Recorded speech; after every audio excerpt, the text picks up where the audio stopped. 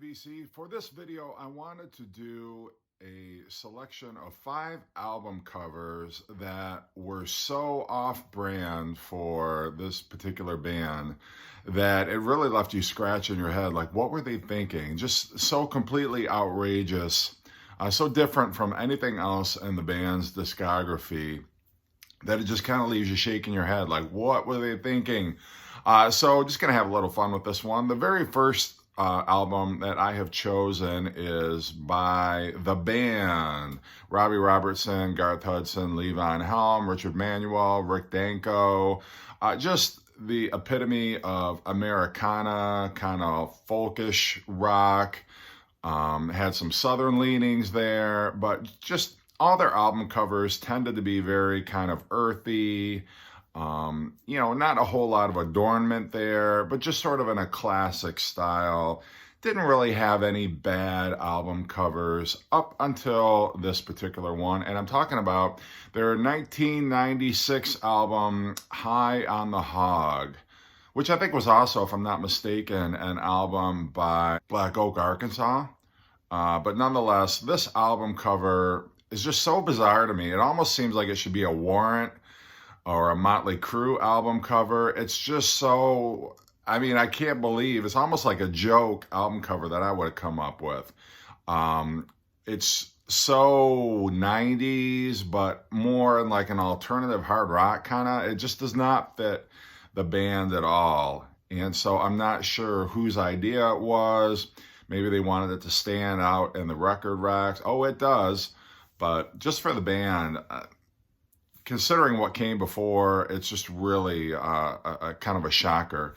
The number 2 album I'm going to go with, and this is one, it's almost cliche, because anytime you have a discussion or do a video about terrible album covers, this one immediately comes to mind. I'm talking about Emerson, Lake and Palmer, Love Beach. Not going to say a whole lot about this that other people haven't said. People joke it looks like a Bee Gees cover. But we're talking about a progressive rock band here, and they've got the open shirts, the hairy chest, the whole thing. It was definitely a contract obligation album. They were just trying to, see out the last album of their contract. And the music kind of shows, and the album artwork definitely shows, but it's just so crazy. Some of the iconic album artwork that ELP had up to this point.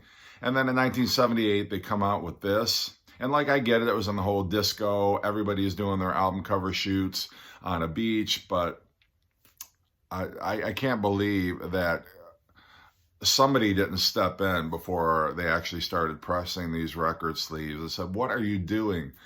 Okay, number 3, one of my favorite bands. But this, I've never cared for this album artwork, and not that it's terrible, it's just very cheesy to me. You've got, and I'm talking about Pink Floyd, The Endless River, you've got somebody in a gondola going through the clouds. It's just always, it's never sat well with me. You've had all these great Hypnosis album covers, even the ones that weren't Hypnosis produced, I think were pretty cool for Pink Floyd. And then, like, you go out like this, I don't know, it just seems like something you'd see in a Christian bookstore. I don't know, I've never cared for that one. Number 4, another one of my favorite bands, the Beach Boys. I am talking about their 1971 album, Surf's Up. And considering the album covers that the Beach Boys had up to this point, where you had kind of them frolicking in the sun, or they were just kind of bright, happy. Sometimes they feature their family. But definitely they captured the spirit of summer, the spirit of good times, cars and beaches. And, at this point in their career, the Beach Boys were trying to shed their whole image from the 60s. And so I get why they came out with this album cover. But I've always said, I can just imagine, going into a record store, hey, I'm here to buy the new Beach Boys album, and then looking at this and thinking, like, what in the hell? This looks so depressing. It's so the antithesis of anything that the Beach Boys had put out to this point. For my last pick, I'm going to go with Deep Purple's 2003 album, Bananas. Now, Deep Purple has had some ups and downs in terms of their album covers, some very bizarre album covers to be sure. I mean, you had Burn, where their faces were carved into candles. You had In Rock, where they're kind of, Mount Rushmore. You had Fireball, where their faces are kind of trailing a comet.